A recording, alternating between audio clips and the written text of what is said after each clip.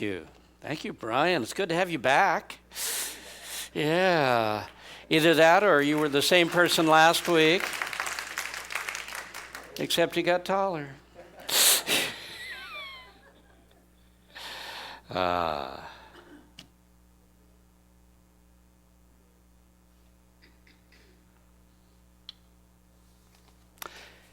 Constructive radiance.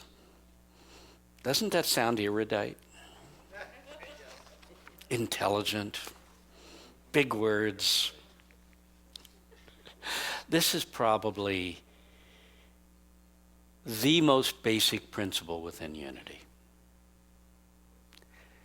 It's based around the idea that the universe is constantly responding to you.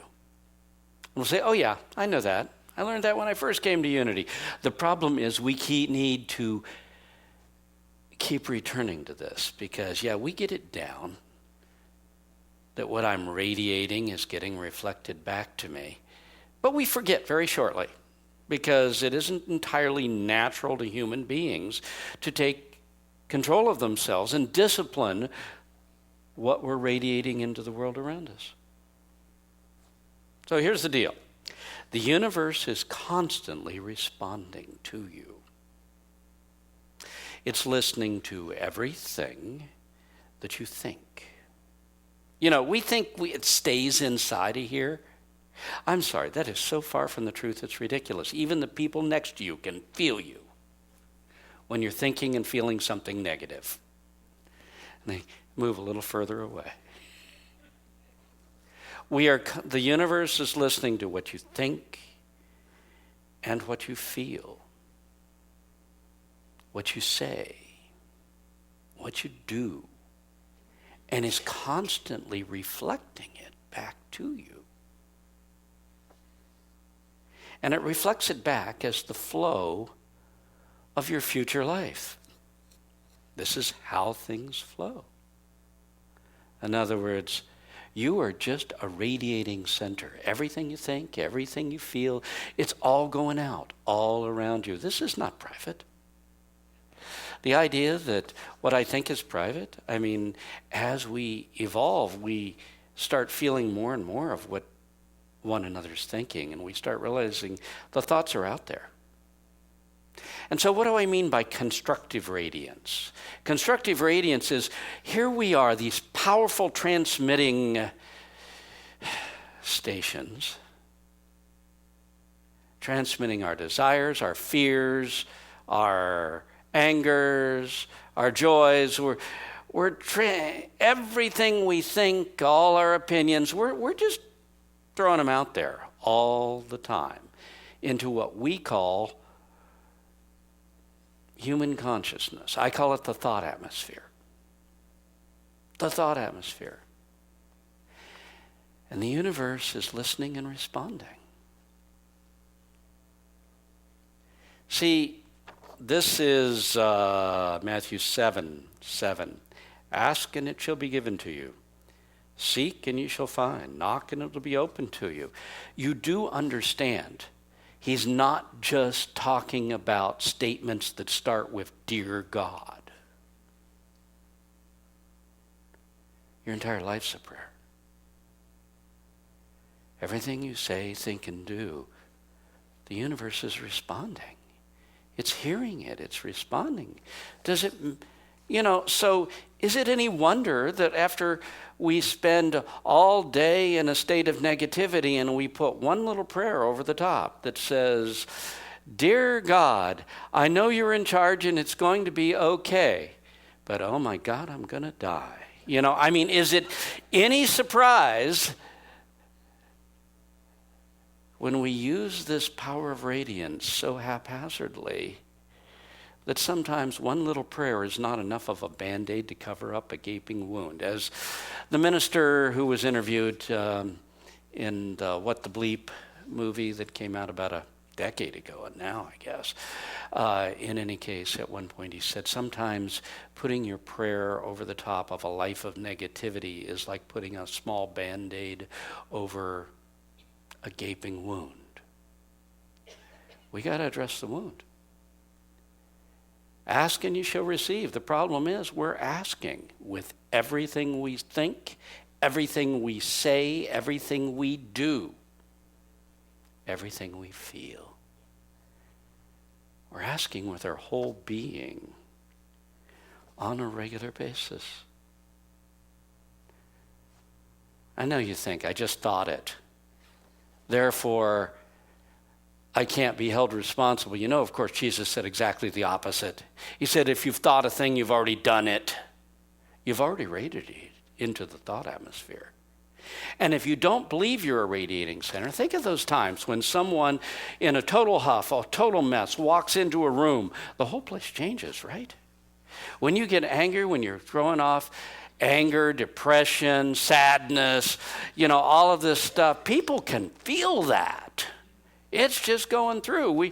We're relatively unconscious, but it gets through even our tendency to be unconscious, right? So there's constructive radiance and destructive radiance. Constructive radiance is like Brian was saying about when you are experiencing love, you're radiating that into the world around you. That's constructive. It's creating goodness. And when you're feeling angry, resentful, fearful, mad at the world, we would call that destructive radiance, because the universe is hearing that as a request. You're asking. Now, the bottom line is we need to be putting out, radiating something that people, when they feel it, they feel good. When a person who's joyful walks in a room, the whole room gets brighter. They all share it. And when a person who's angry or depressed walks into the room, it's like, and first service really asked me not to say it, and I did anyway, so I'm going to do it again. My best analogy to radiating anger, sadness, depression, all those destructive radiance, is that when you're feeling that and you walk around with people, it's as if you walked onto a crowded elevator and passed gas. Now you know why they didn't want me to do it. My favorite analogy, everybody hates it.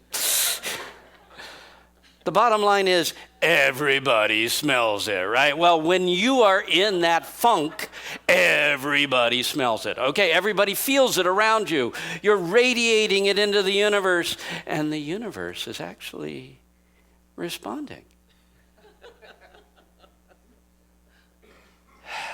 And supporting you in what you're feeling. And it's amazingly destructive to a life. As human beings, we have a principle called the squeaky wheel principle, right?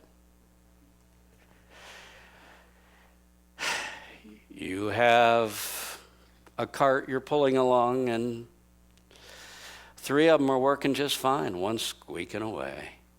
That's the one that is irritating the tar out of you. You can't quit thinking about the one that's not working. And we have a life. And we've got lots of things that are going fairly well, but there's one thing going bad. I'm not suggesting you pretend it's not going bad, but we tend to obsess on it. This is the one thing that didn't go right. It didn't go right. It didn't go right. We got 3 wheels went right. But we can't seem to think about them. And what is the universe here? Oh, you're obsessing on squeaking. Let's give them some more squeaks. You're asking for more destruction by radiating destructive energies. That's how it gets reflected back to you.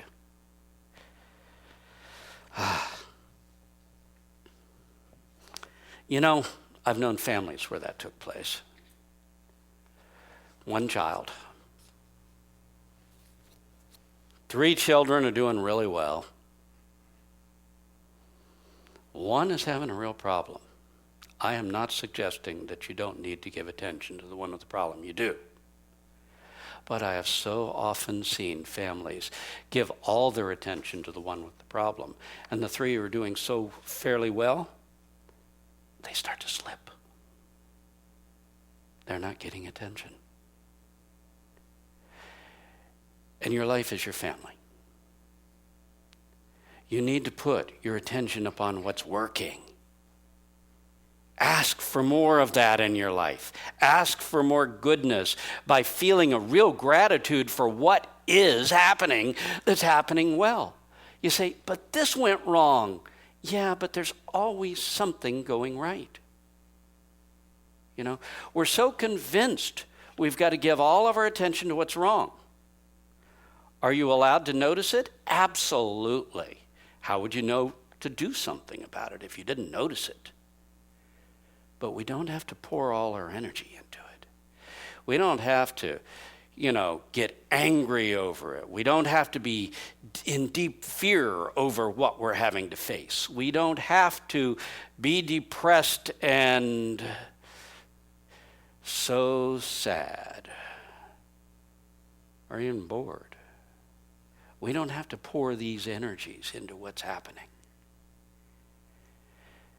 Observe. Do something about it. But don't pour your energies into it. Pour your energy into what is good, and the goodness will grow. That is what Constructive Radiance is all about. It's taking responsibility for what I think and what I feel and what I do and what I say. All of those things. And realizing that just because someone else out there has suddenly insulted the tar out of us, normally the response is get angry, go after him.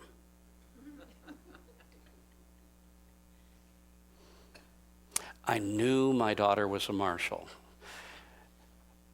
when this one incident happened. We were driving a large truck up to Norfolk when her husband, she'd just gotten married and she's taken her furniture up to be with him he's in the Air Force. He was stationed in Norfolk for a while at that time.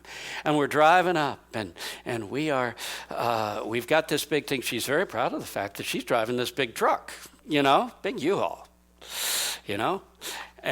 but we need some food and we finally discover we're going to have to park in the shopping center across the way, and there is nobody in the shopping center. There's like 3 cars up near the stores. We're way out near the edge, and she parks. But evidently, according to the little old lady that drove by, she did not park appropriately in the space. I mean, there's 100 yards in all directions. There's nothing. But whatever. So the lady is standing, you move the truck, like this. And in the end, I went out and I said, go around. And the lady went on around, et cetera, et cetera. Lindsay was trying to be nice. She said, okay, I'll go over and get the food. I watched her over. It was a stand-up on the outside thing an outside ordering place. And she's over there, and all of a sudden I'm looking from way away, and I see her going, she is just stomping all over the place. Like, oh my God, what did someone say to her? And when she came back, I said, what happened over there? Oh, nothing. I said, you were jumping around. He says, oh, I was thinking of that little old lady. And all I should have said to her when she was there, wouldn't have accomplished a damn thing.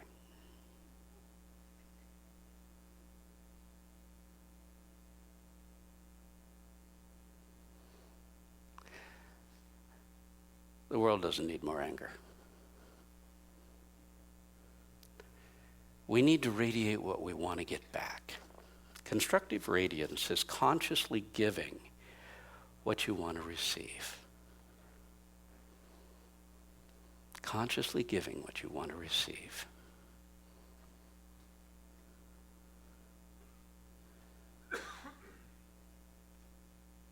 When I grew up, I used to say my mother, the words temporary insanity were developed from my mother. And I was my mother's son. So I knew how to tear people a new one.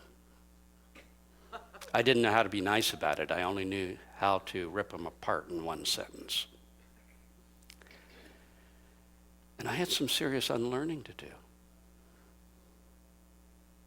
That's some major destructive radiance. And it doesn't make your life better. It makes your life harder. We need to counteract with what we want. See, in other words, most of the time we're reacting to life. Life is just, and we're letting our emotions run away with us. Okay? Something negative happens and a negative emotion just pops out, and we are just radiating negative energy into the world all around us. And somehow that makes the human being feel better, but spiritually it's going to make things worse. The universe starts responding. Constructive radiance is taking control of yourself and saying, I'm going to give what I want in all situations.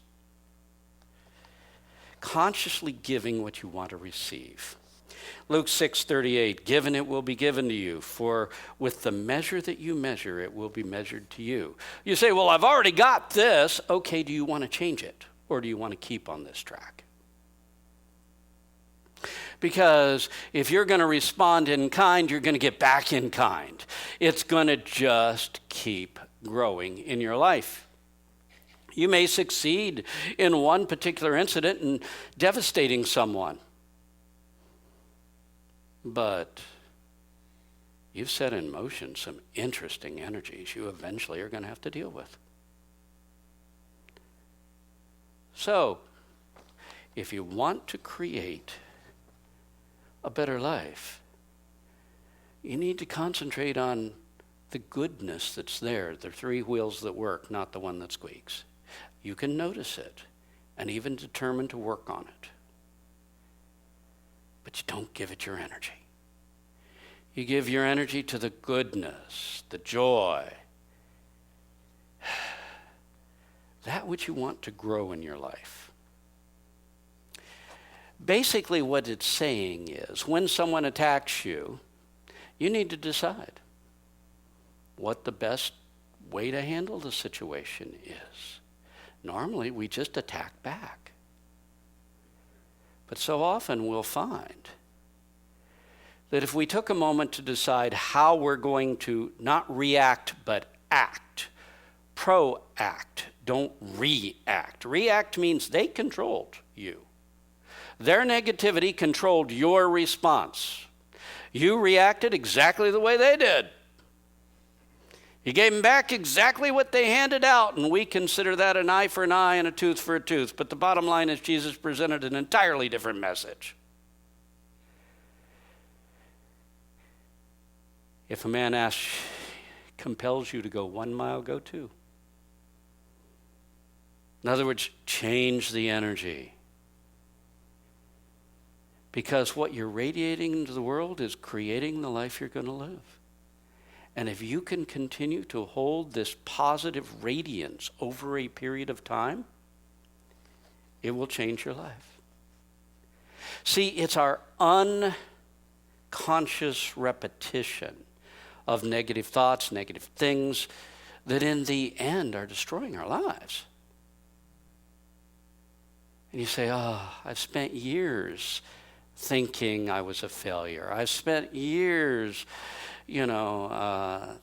saying people don't like me, or I'm not loved, or et cetera, et cetera. How am I ever going to change that? Conscious radiance is amazingly more powerful than unconscious, but unconscious takes its toll. When every day you're saying, I don't want to hear about it. Remember my friend? If you've been around, you know my friend Jim. He was 21. He'd found unity. He'd lived a very, very rough life, far rougher than most of us have ever seen. He hung out in a house full of assassins. I won't go into it all. But he found unity, and he was going to turn his life around. The problem was he still had a bunch of friends who all wanted to gossip with each other and talk about how terrible things were and how so-and-so was really bad and da-da-da-da-da-da. And in his attempt to make his own consciousness more pure, to get rid of all that stuff, every time somebody, he had lots of negative friends, so throughout his day he was saying, I don't want to hear about it. They'd start up and he'd say, I don't want to hear about it. I don't want to hear about it. So a month later, he's having a counseling appointment with his minister saying, I'm losing my hearing. Why? I've made this big spiritual overcoming, and I'm 21 years old, and I'm losing my hearing. And his minister says, you do say a lot. I don't want to hear about it. And he said, I do? See, that's the problem with most of our negative radiance. We're paying no attention. It's just happening. We don't even know we're doing it. That's like the person says, would you please go out dwelling? There's no reason to be angry. I am not angry. And you are not aware either. We're paying no attention to the whole thing. So, at the first service, I forgot to finish off the story. He took the advice and went out and started paying attention to what he was saying and how often he was throwing that line out there, and he changed it. And he got his hearing back. How's that go? I'm going to read it in a minute. For every foolish word of which men speak, they will be held accountable. Well, Jim learned that one the hard way. See, here's the deal. Repetition increases intensity in the universe, in the creative process of the universe. So, that Colorado River, when it first started, it wasn't doing that much.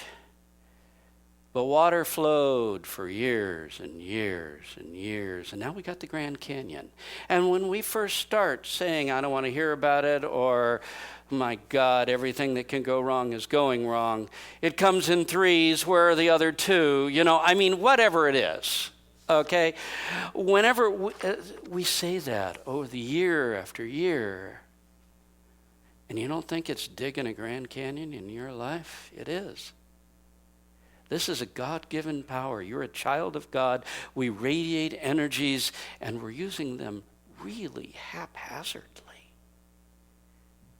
So every once in a while, though this is so basic to unity, you learned it the first day you came probably, we need to go back and look at it again and say, whoa, I need to clean my act up a little more.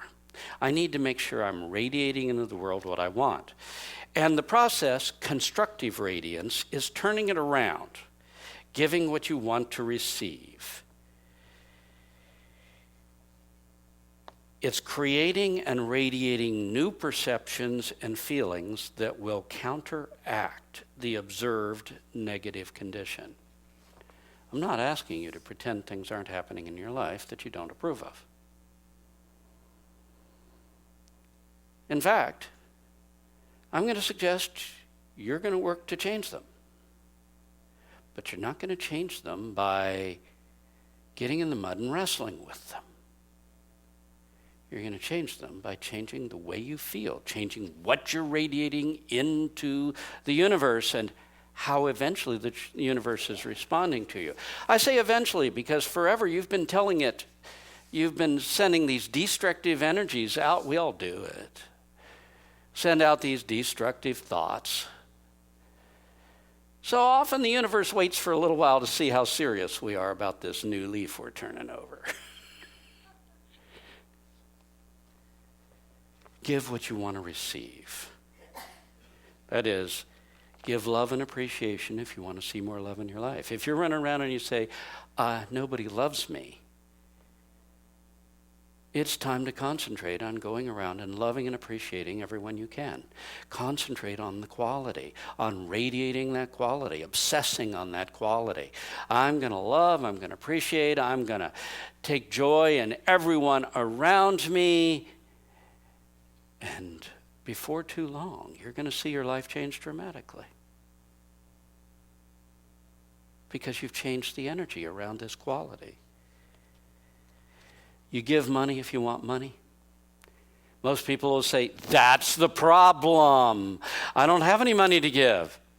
Well, what did Jesus say about the woman who put 2 pennies in the offering? She gave more than the rich guy because she gave out of her lack.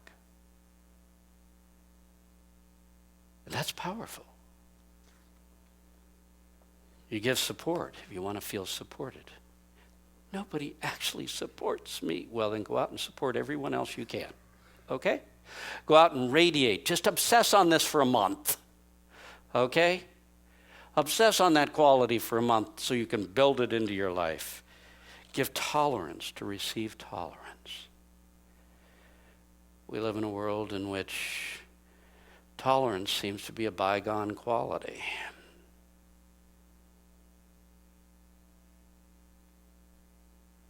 We live in a world where people see injustice. And the more you obsess on the injustice, the more injustice you'll find. It'll pop up everywhere. The more you find what justice you can find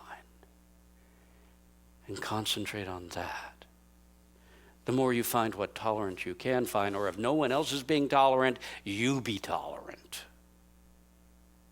so that you can radiate this into the world. People think they've got to know what's wrong with the world to help things be right, but knowing what's wrong with the world is just creating more of a wrong world. There are millions of people who know what's wrong with the world. It takes a few of us to know what's right. You say, well, there isn't a lot right. I don't care how much there is. Whatever it is, concentrate on it. Find the beauty. Find the glory. Find the joy. Find the abundance and the healing life. And harmony and cooperation. You want harmony and cooperation in your life? You say, well, I have been harmonious and cooperating, and these people are not cooperating with me. Okay, fine. So you're being tested. See whether you really live there or not. It's time to give harmony and cooperation on a regular basis to see if you can turn that energy around. The objective is to turn it around by infusing the opposite energy. And maybe you won't turn it around in this instant, but you will turn it around in your life in general. It'll come back to you. You give to the universe, you receive from the universe. You don't give to a person and receive from the person. You give to the universe. You receive from wherever it'll come. Now, many people say, well, I'm doing that. I'm affirming cooperation. I'm concentrating on these thoughts. I've got my affirmations. I'm saying them over and over. Well, okay. I remember a time when I went to a psychic to see what was wrong with me. He said, you need more joy in your life. And I thought, tell me something I don't know. Give me my $100 back. You know.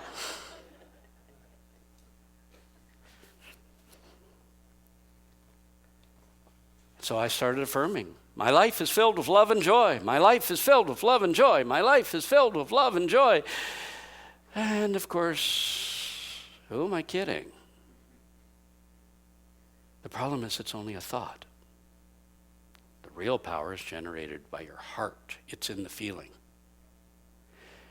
An affirmation has got to be filled with feeling for it to be powerful. So if you're going to radiate, you can say, God is in charge, is all is well, and I'm so afraid. Well, I'm sorry, your feeling just took over. And it was not positive. Kind of nullified the words, didn't it? So, yeah, you're going to obsess on the idea of whatever quality is you want to build into your life, but you then want to put the feeling behind it. This is how it gets really unfair. You can't just affirm success. You have to feel success. You say, but that's the problem. I'm not successful. You have to feel success while you're failing. You say, how can I do that? Well, I'll tell you, it is not fair. It is not easy, but it can be done. Maybe you find some small area of your life where you do succeed and you concentrate on that and you feel gratitude for that and you let your attention of that energy grow. Maybe you create this image of your life of what success will be like and you feel what that'll be like and you go, yeah, I can feel it. I can feel this. I'm not just saying it, I can feel it. The bottom line is you have to feel. Because you're radiating, you're asking with your feelings. And if they're not coordinated with what you're saying, mixed messages, mixed results. So, you want to get the feeling of success. You have to get the feeling of health while you're sick. Sounds unfair. But it can be done. You can reach underneath the illness and feel a vitality that your body isn't exactly expressing. And if you want to be loved, you have to feel loved. You say, that's the problem. No one loves me. So you've got to feel love. Let that be what you're asking for in life. What you're radiating is what you're asking for. So if nobody loves you, like I said earlier, you go out and you love everyone you can. Be careful how you do that. But you go out and you love and appreciate the people around you. You say, I want that special person, but you have other people in your life who are special that you're taking for granted. Quit taking them for granted. Start really deeply appreciating those people that are in your life. And watch how love will grow all around you if you can keep your attention there. So, 2 more things, and we'll move on. Number 1, know what you are creating in your life. Knowing is faith. Faith is not what you think. It's not what you believe. Belief can be changed. Faith is what you know. What do you know about something? If you just believe something, things can happen and can change your belief. Once you know something, once you know the presence of God, no one can ever convince you God doesn't exist. You know it. So what do you know about your life? At the moment, we do a lot of knowing that I'm not good in math and I don't succeed in these areas and I can only go so far and things tend to go wrong. Can we know that our prayers are working? Can we know that we're radiating into the universe and we are creating a new and greater future? Can we know it's coming? When I first came to this church, I had a woman, and I've had several since, say much the same thing. But this woman in particular said, I was healed of 4th stage breast cancer. And she said, to understand what 4th stage breast cancer is, you need to understand there is no 5th. There isn't a 5th. Well, oh, I get it. I said, well, how did that happen? And she said, I had this inner realization that I was healed. And I knew I was healed. My body didn't show it for quite a while. I mean, several months, my body didn't necessarily show it. But I knew I was healed. I knew God was healing me. That was it. I knew it. For everyone who's had a really dramatic healing, they knew it. They had some level at which they finally knew they were healed. Knowing. Can you know your prayers are working? Can you know things are going where they're supposed to go? And you need to know that your setbacks are part of your path forward. People go down, I'm doing wonderful, I'm doing wonderful. First setback, they go, I lost it. You didn't lose it. That setback is part of you going where you need to go. We all know the story of Thomas Edison, right? Inventing the light bulb. The bottom line is he tried hundreds of ways to make a light bulb work. And when he was asked, did you get discouraged after the first 100? He said, no, I figured I'd discovered 100 ways not to make a light bulb. If you keep going, you'll make your light bulb.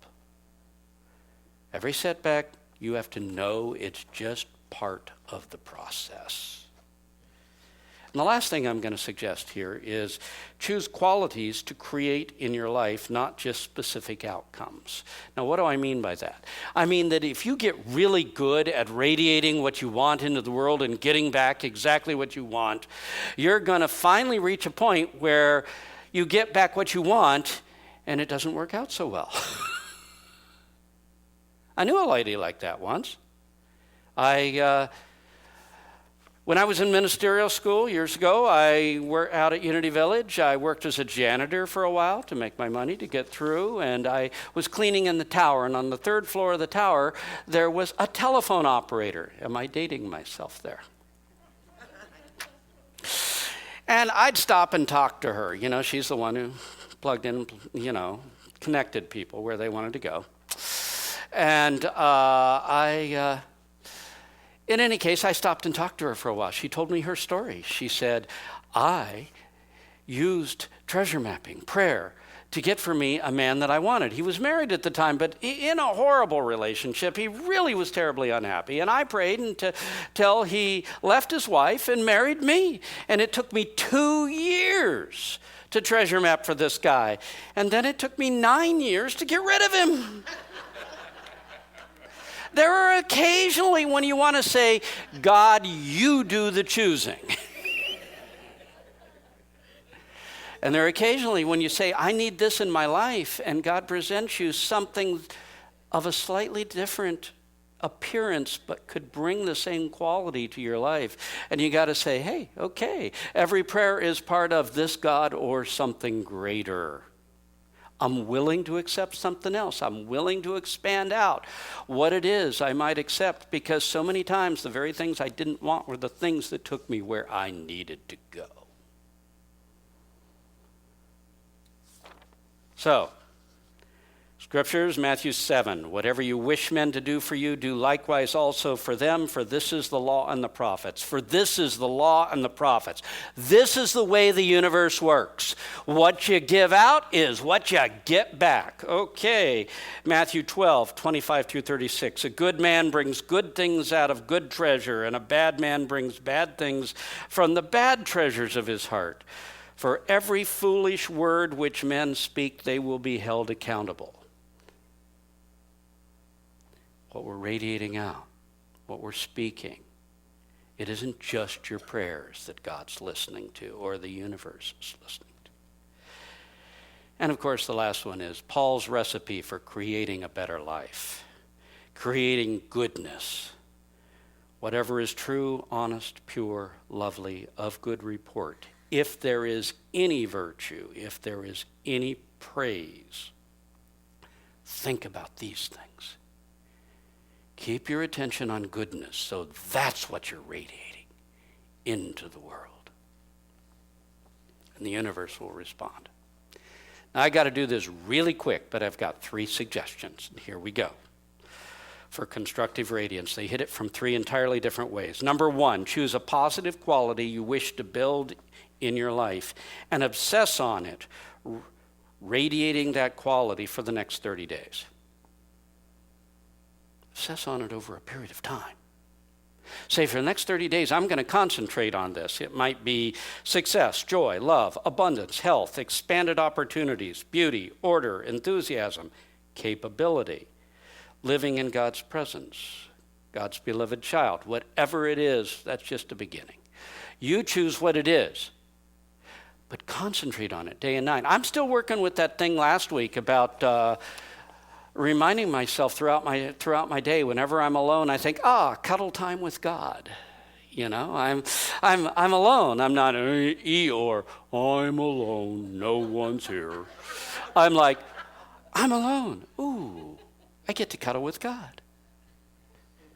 And for me, that's what I'm concentrating on for the moment. You choose what it is. Concentrate on it for 30. Give it some time. Keep at it for 30 days. You will see your life change. I will guarantee it. Number 2, always start in neutral. What do I mean by that? You don't start a car while it's in gear. You at least put in the clutch. Okay? You start in neutral, and then you go to drive.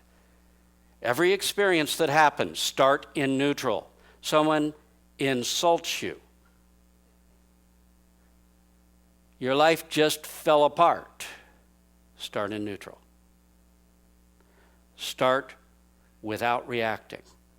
Start observing, looking at it coolly. Is there anything I've done to contribute to this? Is there anything I need to change about me?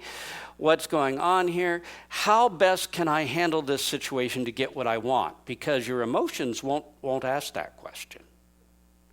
Your emotions will say, hit them back. And so often, if you can refrain from hitting them back, you can still get them to do what you want. You hit them back, no way. It's over. So you need to sit there and decide, to get what I want most, how do I act? I'm not going to react. I'm going to choose how I act to get the best out of this situation.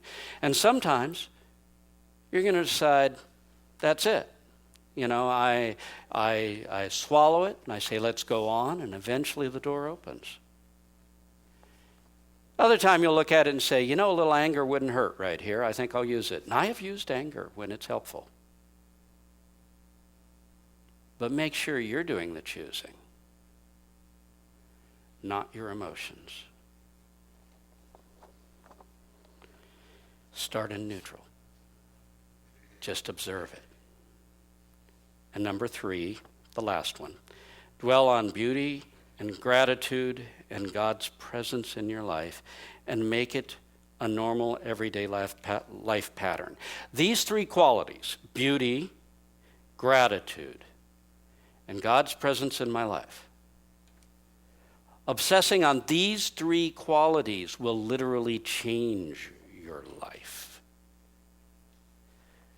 This is just rephrasing what Paul said. Whatever is true, honest, pure, lovely, of good report. If there is any virtue, if there is any praise, think about these things. Make sure that it is natural for you to radiate goodness. You don't want to think that joy is something you only do at the top of the curve. Because the top of the curve is only there for a few moments. And then you're back into the rest of life. You want to be joyous all the way through the curve. Radiate a concentration on goodness in the face of difficulties. We normally go black. Dark energies when difficulties arise. When a difficulty arises, immerse yourself in goodness, radiating a sense of goodness, and lift your whole general energy state. A child of God can do that. Human being goes down with the ship. Child of God chooses what they radiate. And that choice can make all the difference in the world. So we end it.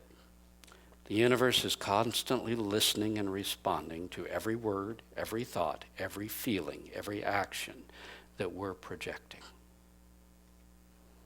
It's listening. It's responding. And every once in a while, we need to remind ourselves of this and quit using this power that was bequeathed to a child of God so haphazardly. If used consciously, it's amazingly powerful to create a wonderful life. We can create something wonderful from wherever we are in life if we discipline ourselves to cast our God-given energies on the side of goodness. So let's close our eyes. Father, give us the strength to take command of ourselves and to choose to live in the midst of thy goodness, that we may create a new and more wonderful life from wherever we are. Thank you.